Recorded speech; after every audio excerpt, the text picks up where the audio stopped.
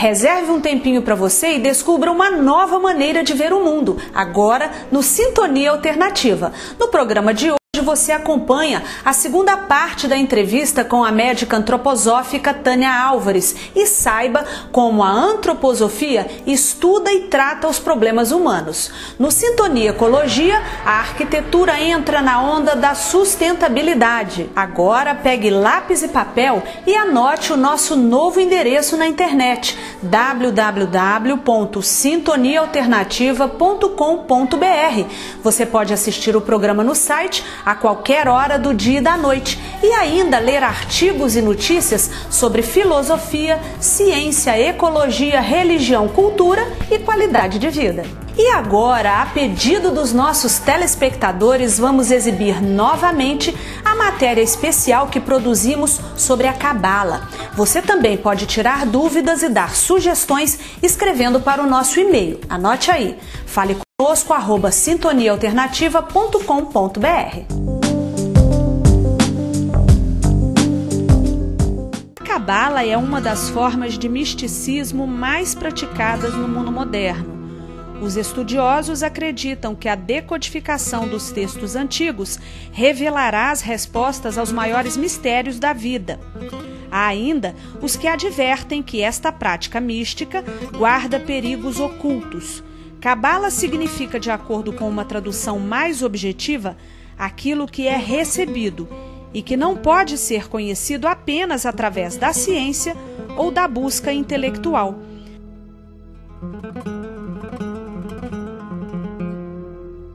A fonte da Cabala é o evento no Monte Sinai, quando a sabedoria interior tornou-se um fato para que uma nação inteira a contemplasse, penetrando em nosso mundo e se tornando parte da história e da nossa experiência. A função da Cabala é revelar Deus e o universo. Para ela, é absolutamente incongruente qualquer crença que descarta a reencarnação.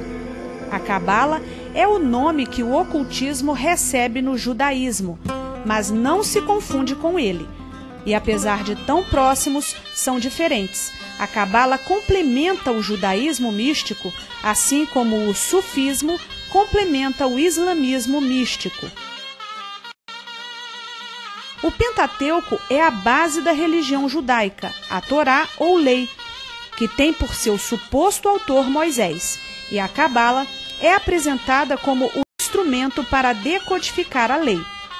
A Torá não é somente uma lei civil, vai além e se apresenta como a lei da vida. Dizem que os rabinos receberam a Cabala dos anjos, porém a semelhança com o Zendavest de Zoroastro indica que os judeus podem ter recebido seus princípios ocultos da mesma fonte que inspirou o zoroastrismo. A Cabala é considerada a tradição das emanações divinas.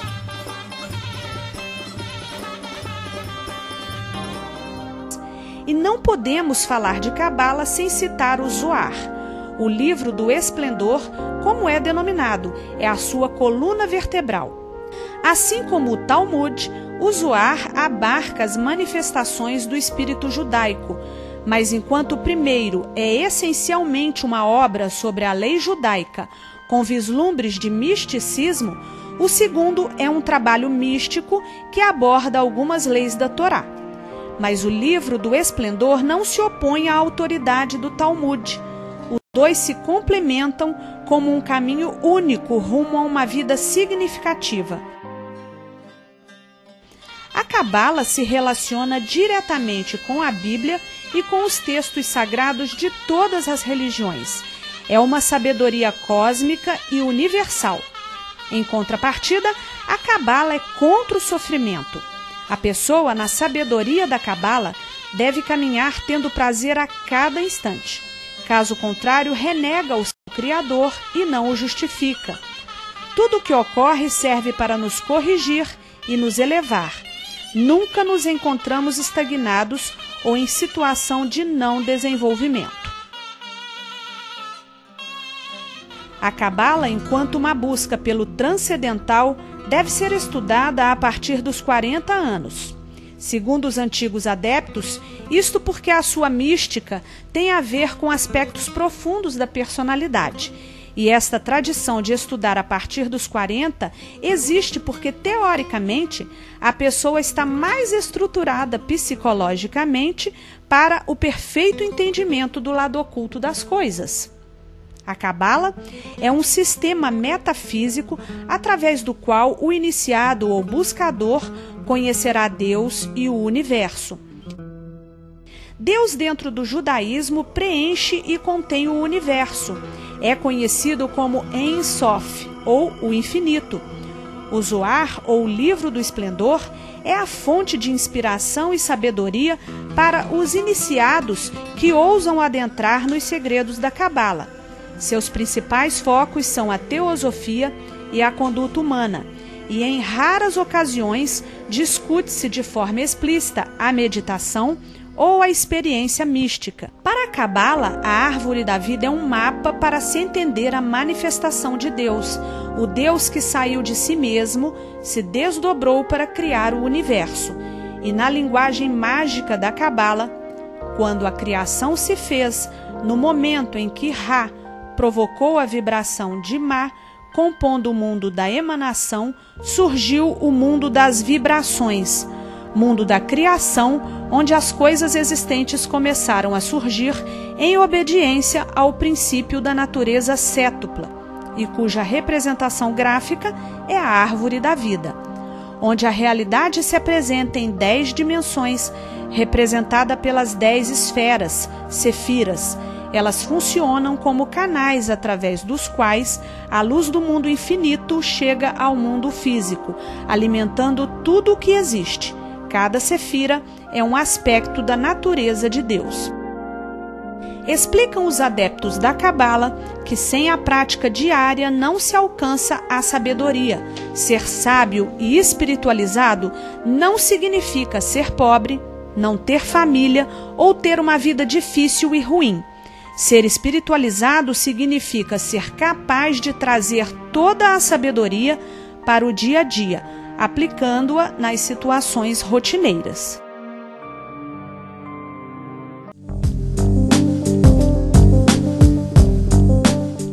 O que representa meio século de trabalho? Qualidade. Experiência. Construtora Sodeste. Responsabilidade social e empresarial na construção de um mundo melhor. Alta tecnologia em produção de asfalto com total respeito ao meio ambiente. Construtora Sodeste, 50 anos.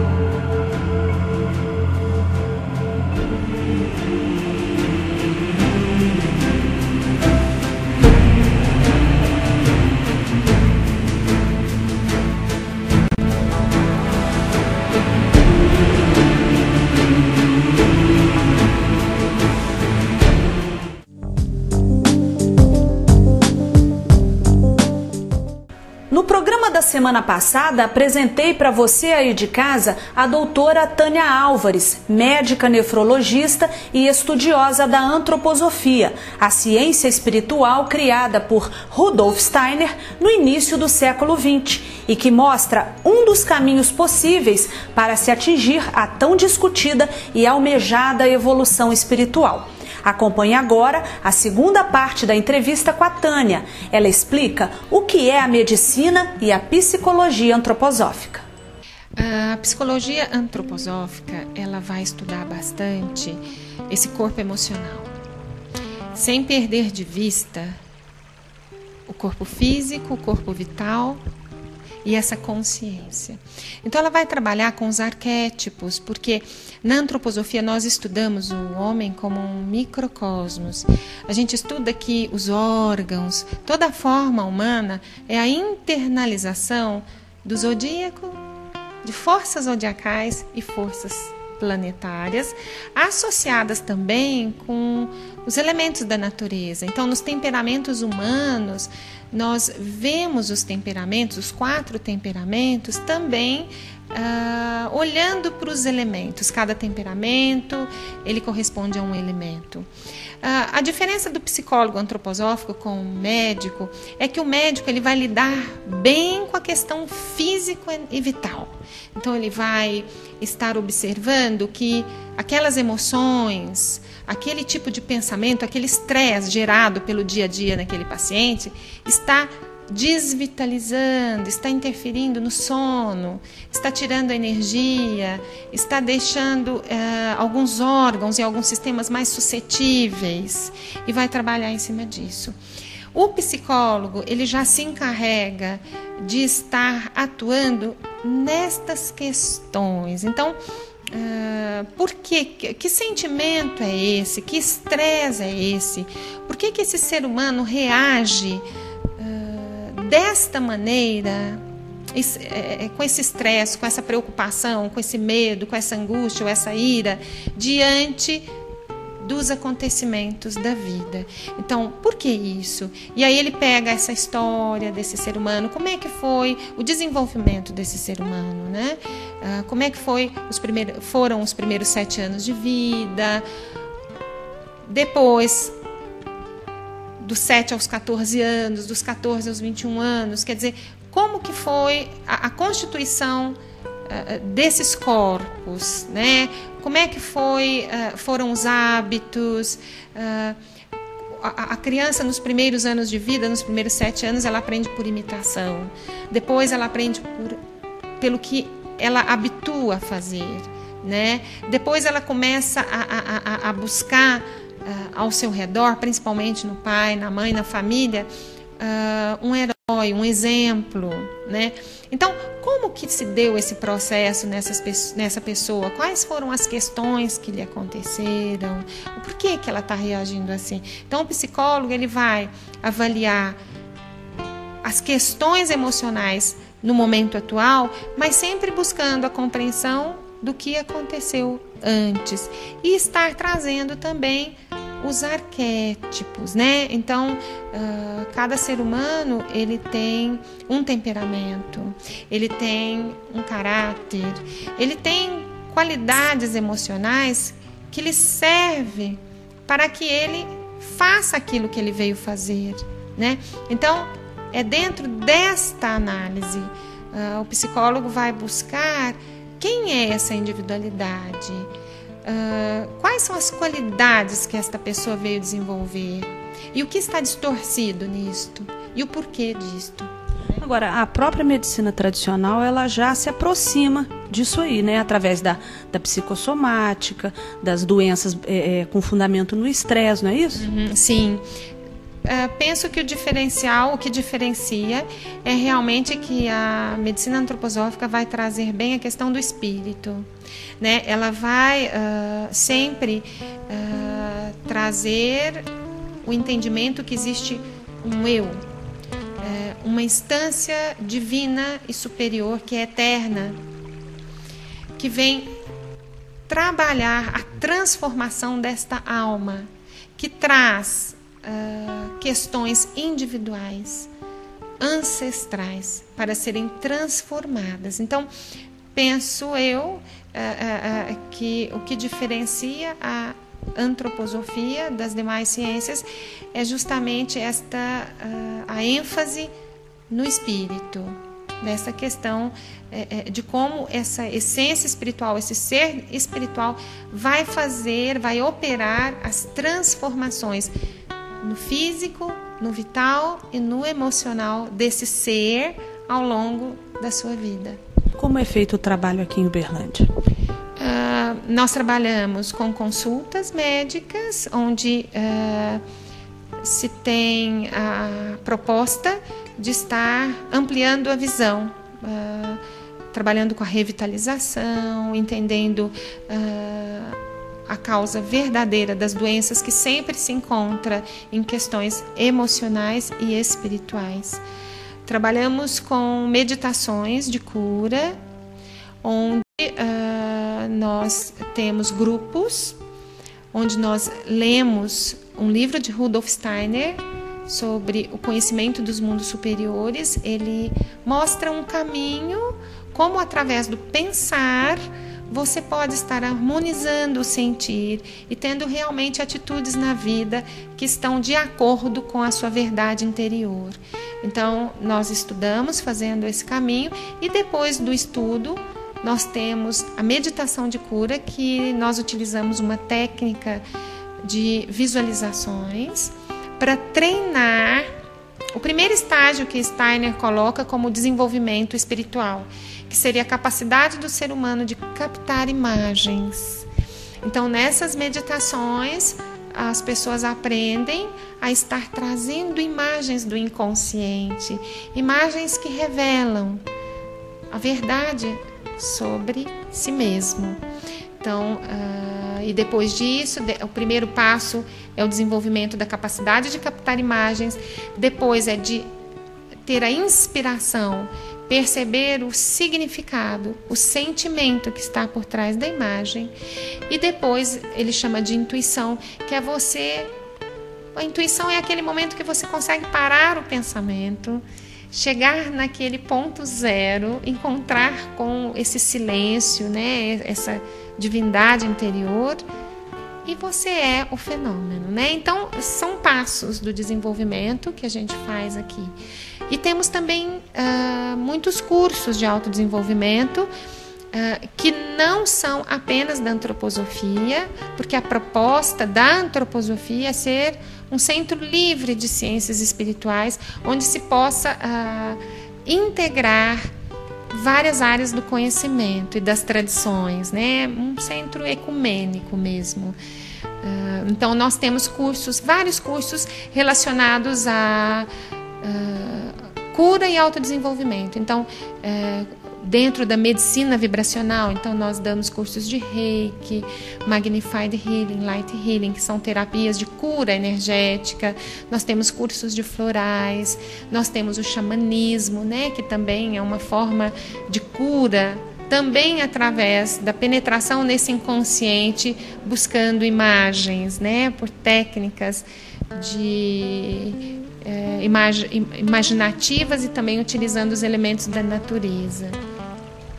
Então esse assunto não se esgota. Eu queria que você deixasse seu contato, seu e-mail, seu telefone, para quem quiser te contactar. Então, o meu e-mail é thalvalvares@terra.com.br e o telefone da clínica é 3219-8636. Muito obrigada. Obrigada a você.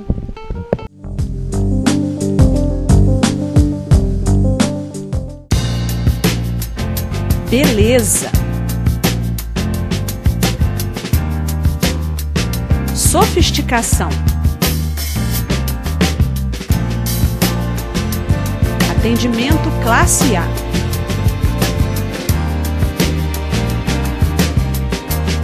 Kelly Cabeleireiros, em novo endereço. Rua Tenente Virmondes, 837, Centro, Uberlândia.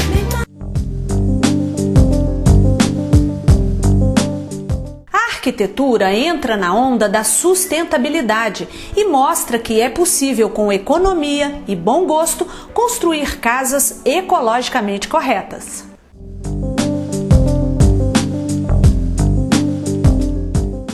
Quem está construindo tem boas oportunidades para fazer uma casa que preserve o meio ambiente.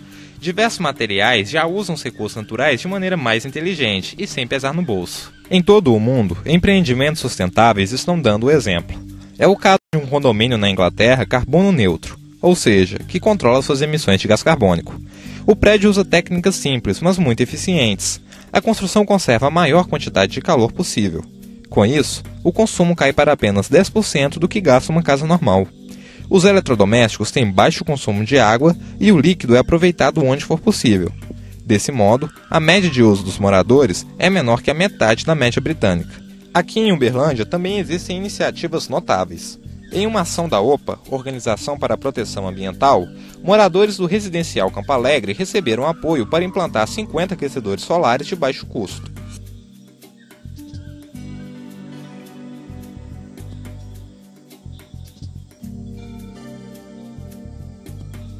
Como a arquitetura pode colaborar para a iluminação e a ventilação natural de uma edificação?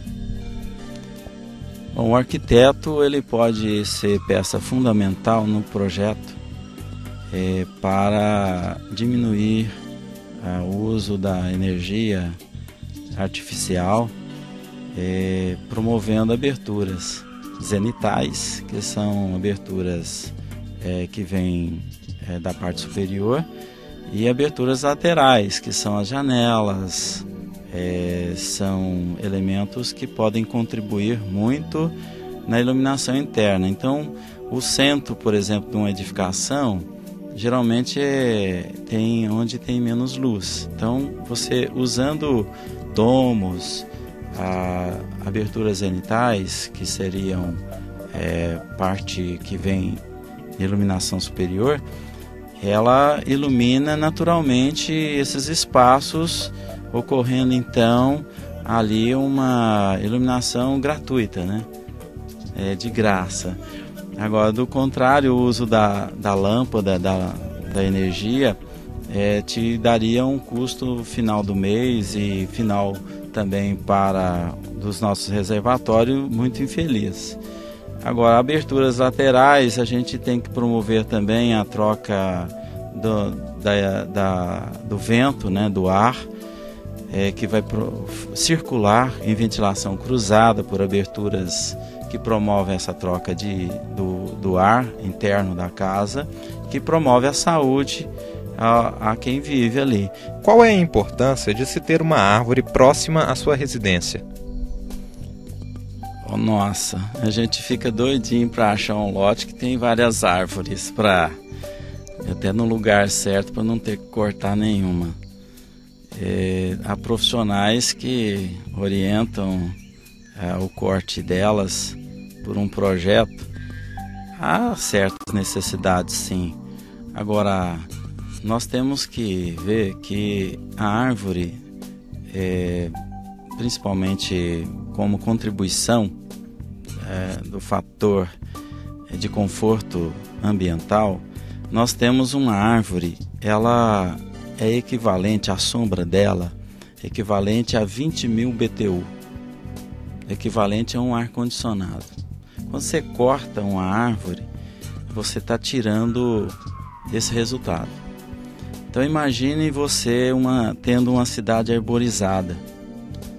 O que vai ter de conforto ambiental para a sociedade, para a população, não é só para você dentro da sua casa, não, que você está tendo algumas medidas de proteção, uso de telhas que refletem mais, materiais que não aquecem muito, que tem um fator térmico muito bom. Isso você faz na sua casa, mas nós devemos pensar no coletivo, aqui fora, pensar na natureza, pensar naquele que está usando o espaço, vivendo, que é o urbanita, o homem, né? Aquele que vive na cidade, aquele que está presente. Então, eu fico assim louco quando eu vejo uma árvore ser cortada. Muitas das tecnologias mostradas aqui ainda não estão disponíveis no mercado, mas já existem excelentes alternativas para tornar a sua obra mais ecológica. Se você vai construir, fique de olho. Em primeiro lugar, pense no impacto que cada material vai causar quando chegar ao fim de sua vida útil e se transformar em entulho. Procure sempre soluções que não sejam tóxicas. O chão pode ser feito de cimento queimado, que além de ser mais barato, tem um efeito bonito. E para as pinturas, tintas à base de cal são uma boa opção. Embora tenham ficado no passado associadas com a imagem de produto de baixa qualidade, este tabu não existe mais. Uma de suas muitas vantagens é permitir que as paredes respirem, evitando bolhas e fungos. Até a posição da estrutura é importante, de modo que aproveite os ventos e diminua a insolação. A água da chuva pode ser coletada e usada em banheiros para descargas, e o aquecimento da água pode ser feito com energia solar. Móveis podem ser construídos com matérias-primas que seriam descartadas. A madeira usada na construção pode ser reflorestada ou de demolição, que além de resistente, está caindo no gosto dos arquitetos. O telhado também pode ser ecológico. Prefira telhas brancas, que refletem a luz do sol e colaboram para combater o aquecimento global, além de reduzir gastos com ventilador e ar-condicionado. Para completar, que tal uma horta no quintal? produzir parte do próprio alimento também é um modo de reduzir nossos impactos. Casas ecológicas estão na mira das construtoras e dos compradores mais exigentes. Podem ser mais caras, mas o retorno vale a pena, porque moradia de qualidade também pode ser sinônimo de respeito à natureza.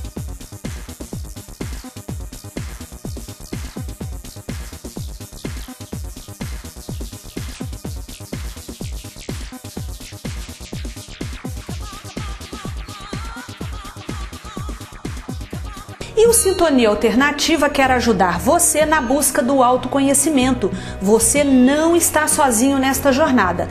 Muita luz e energia positiva na sua vida.